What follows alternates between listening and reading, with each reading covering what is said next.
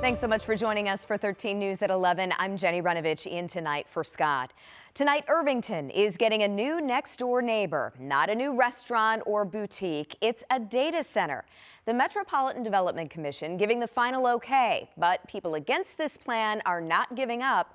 Our Alex Almanza here in studio tonight to walk us through it all. Alex. Hey there, Jenny. On paper, it's a checkmate for Atlanta-based company DC Blocks, but for people who've been fighting this project for months, they say they're still playing the game.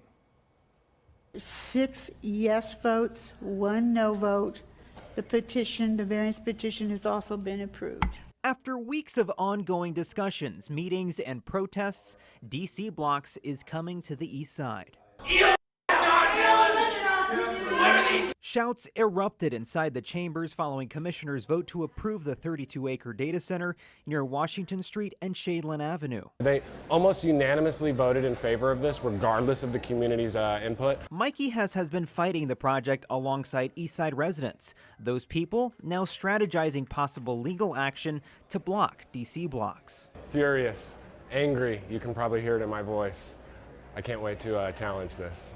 One of the district's counselors, Andy Nielsen, supported a last-minute effort to delay the vote, but commissioners said no. There was stuff being done on the fly, and what we asked for at the beginning was just another 45 days to be able to understand that. The petitioner didn't even understand what they were doing. All just emphasizing the need that we need to slow down and get this right if we're going to move forward. In support of the project, Councilor Michael Paul Hart facing backlash from residents during and after the meeting. He says he backs it because it sits in an industrial area. And so it was really hard to look at it and turn away all the positive opportunity that could come from something that most people will honestly probably drive by. Hart previously was undecided, but says a commitment to local union jobs was a deciding factor. But it was a really thought through process, and that's the part that I know people don't see, but they need to certainly know about. The DC Blocks project has already been scaled back in size because of so much controversy. The same company is also under fire in Nashville, Tennessee, as developers plan to build right next to the Nashville Zoo. Nashville leaders are also considering a moratorium on data center development there. We're looking at a moratorium, which seems to be a political band-aid that's come far too late. We're watching an unelected committee run roughshod over our elected council members, and I think it pisses all of us off.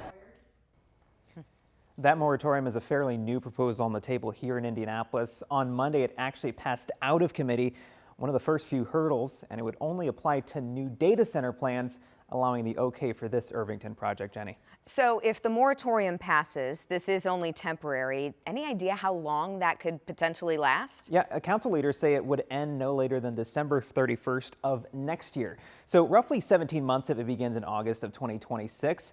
But for much of the same reason Councilor Nielsen just described, councilors say they need more time. City planning staff need more time, and so do residents, not only to have more of those discussions, but to do studies and tighten up these regulations about what a data center exactly is. And it's interesting you bring that up because before this proposal, the city actually didn't have a definition of a data center. Yeah, it simply wasn't in the planning vocabulary. So city staff have been taking these petitions really on a case-by-case basis. I feel like we're learning something with each new project. Yeah, and you know, it's the future of a lot of cities across Indiana and across the United States. Yeah, not going away anytime soon. All right, we appreciate you covering it for us. Thanks, Alex.